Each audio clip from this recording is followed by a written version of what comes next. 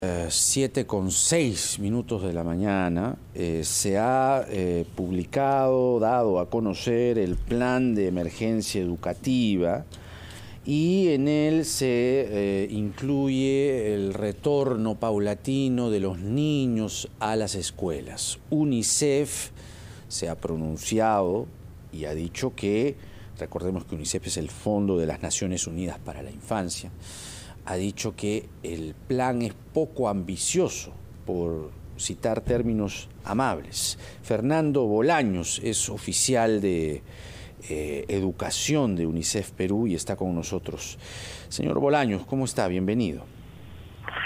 Muy buenos días. Hola Jaime, hola Mabel. Un gusto estar con ustedes en RPP. A ver, este Plan Nacional de Emergencia del Sistema Educativo Peruano tiene metas, tiene plazos que ustedes han señalado como poco suficientes, que no son ambiciosos y que, claro, mantienen, entiendo que hasta junio del próximo año o el primer semestre del próximo año, apenas un 50% de los niños en las clases. Para llegar a este diagnóstico, que es bastante acertado, ¿qué criterios han evaluado? Porque hay quienes dicen, oiga, usted tiene que ver pues la infraestructura, ¿no? Los colegios no están habilitados, hay un sistema muy magro, etcétera, etcétera. ¿Qué criterios, le repito, han considerado para llegar a este diagnóstico? Bueno, en primer lugar, el plan es un avance importante que se haya hecho en poco tiempo, ¿no? Nosotros además valoramos que se ha hecho consultando con organizaciones. Nosotros como UNICEF ayudamos incluso a que grupos de estudiantes, de padres, de madres, incluso regiones pudieran dar sus ideas al respecto, ¿no? Pero como señalas, el plan es bastante completo, pero tiene algunos puntos que sí hemos alertado, que es justamente tres aspectos fundamentales, ¿no? En primer lugar, este tema de la meta de reapertura. Lo que nosotros creemos es que en este contexto en el que estamos, sabiendo que, como el propio ministro dijo en CADE hace pocos días, ¿no? 85,000 escuelas y servicios ya están habilitados, es decir, están en una situación donde la situación epidemiológica, la pandemia permitiría abrirlos, y tenemos menos de 7,000 abiertos. Entonces creo que tenemos que apurar. Creo que nuestra meta que decimos UNICEF debería ser: todas las escuelas que estén disponibles deberían abrir antes de fin de año, que sea un periodo corto, claro, porque esto permite justamente ensayar, ver cómo se tiene que hacer. No se olviden que cada escuela es distinta, o sea, los planes están, los protocolos están definidos, pero cada escuela tiene que ver cómo lo hace, ¿no? O sea, cómo maneja sus espacios, cuántos pueden venir, cuál es el aforo, cómo se organiza con las familias, ¿no? Entonces, aunque sea por un periodo corto, todas las escuelas que están ya habilitadas deberían abrir antes de fin de año. Y definitivamente, dado que hemos señalado que la crisis educativa es la tercera crisis, además de la sanitaria y económica, todas las escuelas deberían abrir en marzo del año 2022, cuando comienza el año escolar. Y para esto hay que movilizarnos, o sea, no es una tarea obviamente solamente del ministerio. Nosotros pensamos que obviamente se ponen metas en función de los recursos que se pueden tener, etcétera, pero debería ser una gran movilización nacional para, como han hecho otros países. Exacto. Todas nuestras escuelas deberían ser abiertas lo más antes posible, de manera segura, obviamente. Solo para contextualizar, señor Bolaños, en este plan de emergencia se contempla que se espera abrir el 50% de las escuelas a fines de junio del 2022. Imagínense ustedes, ¿no? Y esta cifra es sumamente importante, y este tiempo también, porque no tenemos idea de cómo va a afectar. Ya hay chicos, adolescentes y niños excluidos prácticamente del sistema educativo. Pero, a ver, señor Bolaños, hemos tenido casos de éxito durante todo este tiempo aquí en RPP. Hemos estado pendientes del el reinicio de la semipresencialidad en las zonas rurales, Puno, Huancavelica, Amazonas, y hemos visto cómo el compromiso de toda la comunidad, padres, alumnos y profesores, han configurado casos exitosos. ¿Cómo es posible entonces que aquí en Lima escuchemos la voz de representantes del sindicato del SUTEC, por ejemplo, ¿no?, que dice que no, que es muy pronto? Entonces, si no hay voluntad de parte de los maestros, ¿qué podemos esperar?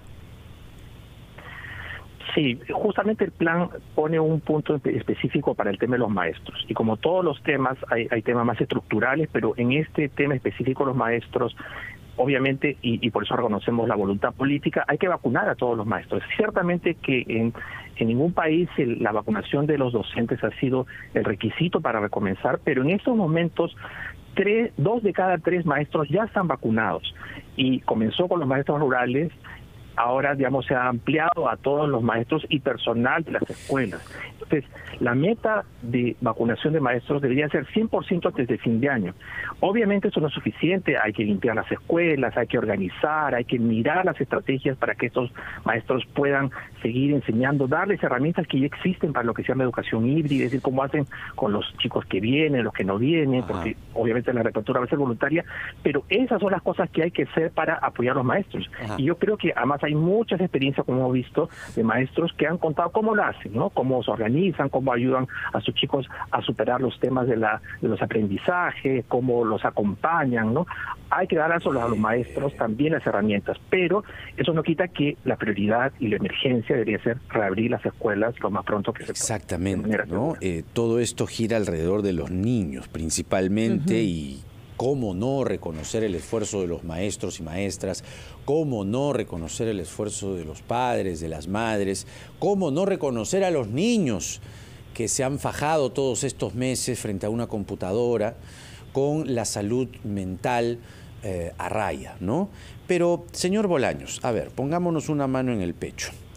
Ayer conversábamos con el exministro Cuenca y él dice: nosotros impulsamos el regreso al sistema rural o a las zonas rurales, así que todo estuvo bien. Sin embargo, revisando algunos documentos del año pasado, octubre, noviembre, el Ministerio de Educación había dado luz verde a que el Minedu a su vez eche a andar un plan de reingreso y retorno de los niños a zonas urbanas. Octubre del año pasado, está documentado. Noviembre vino la vacancia, todo se movió, fue todo un desastre y ya sabemos qué pasó. Diciembre, enero vino la segunda ola. Sin evidencia suficiente, creo yo más por miedo, el Estado dijo: lo de las escuelas no. Y se pusieron a reabrir gimnasios, restaurantes, todo bien. Centros comerciales, más aforos, todo bien. Pero las escuelas quedaron al último, mientras el resto del mundo volvía a las clases.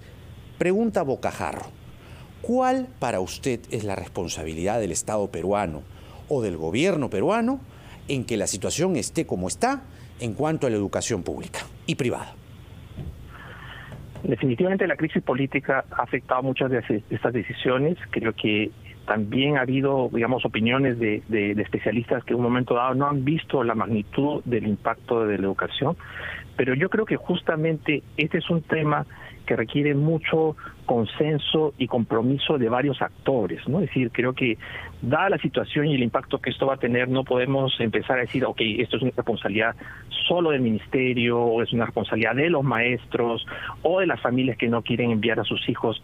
Necesitamos una movilización muy clara y ese creo que es el espíritu de fondo del plan de emergencia, ¿no? En Argentina, por ejemplo, el año pasado hubo un modelo muy interesante, ¿no?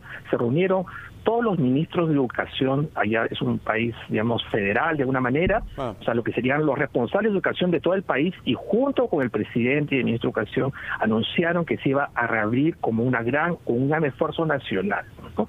Yo creo que aquí, digamos, no es algo justamente solo el Ministerio de Educación, el Ministerio de Salud, debería ser una de las responsabilidades y uno de los temas, por ejemplo, que se va a conversar en esta reunión de gobiernos regionales que va a haber hoy día en Loreto o en todas las otras reuniones. Es decir, necesitamos organizarnos porque sabemos que nuestro sistema en algunos momentos tiene necesidades, tiene problemas estructurales, pero justamente con el apoyo del sector privado, de las regiones, de los padres de familia, etcétera, se podría avanzar más rápido. Lo que nosotros estamos diciendo es: se ha hecho, se ha avanzado, pero necesitamos avanzar más rápido. Tiene usted toda la razón, señor Bolaños. Los gobiernos regionales también deben estar comprometidos y lo que debería haber es una gran cruzada nacional para que los niños vuelvan lo más pronto a clases. ¿Por qué? ¿Cuáles son las consecuencias de alargar esa situación? De que finalmente este proceso concluya recién en junio del próximo año. El 50%. El 50%, se lo preguntamos al señor Bolaños tras esta pequeña pausa. Volvemos. 7:16. El país establece que se espera abrir el 50% de las escuelas. El 50% de las escuelas hasta fines de junio del 2022. ¿Cuánto más pueden aguantar los niños? Pero sobre todo, ¿cuáles son las consecuencias, señor Bolaños, de este retraso, de esta demora? Sí, claramente, y ya, digamos, lo importante es no solamente los educadores, sino especialistas, etcétera, han mostrado en el caso de Perú, lo que estamos viendo. Primero, la salud mental, con toda claridad, y el desarrollo socioemocional de niñas y adolescentes. Ajá. O el impacto en aprendizaje, que si bien el tema de las competencias digitales probablemente en algunos niños y niñas ha mejorado, se ha desarrollado en estos tiempos, sin embargo no puede ser completamente reemplazado por la educación presencial, y el impacto en los niveles de aprendizaje, sobre todo de algunos niveles, los niños pequeños en las competencias para la lectura, etcétera, han sido afectados. Y también Pablo Lavalle de la Universidad del Pacífico ha señalado el impacto a largo plazo en los ingresos de estos niños y adolescentes respecto de sus posibilidades y oportunidades en el futuro, ¿no? Entonces, por eso nosotros creemos que hemos hablado por mucho tiempo de la crisis sanitaria, de la crisis económica. Necesitamos claramente comenzar a abordar el tema de la crisis educativa, que no se ha podido medir en todos sus impactos con mucha claridad todavía, pero sabemos que están por la experiencia de otros países y por estudios que hay fuera, ¿no? Entonces, por eso, con mucha más claridad deberíamos abordar como un tema nacional y social el tema del regreso y de la recuperación de aprendizajes, que es justamente el nombre del plan de la emergencia educativa del sector. El otro día alguien me decía algo que suena muy duro, pero suena también real.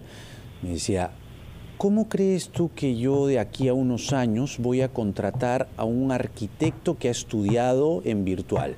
¿Cómo crees tú que de aquí a unos años yo voy a pedirle a un médico que ha estudiado en virtual que me atienda? ¿Cómo le voy a pedir yo, y así, ¿no?, a un abogado que ha estudiado en virtual que me defienda?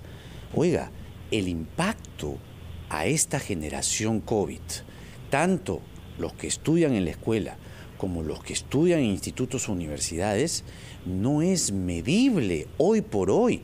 Es decir, recién en el futuro nos vamos a dar cuenta de las terribles consecuencias que ha sido, y vamos a decirlo con todas sus letras, la desidia, la dejadez, el poco interés de las autoridades en ponerle en pisar el acelerador y hacer un retorno a la semipresencialidad, cuando menos, mucho más eficaz.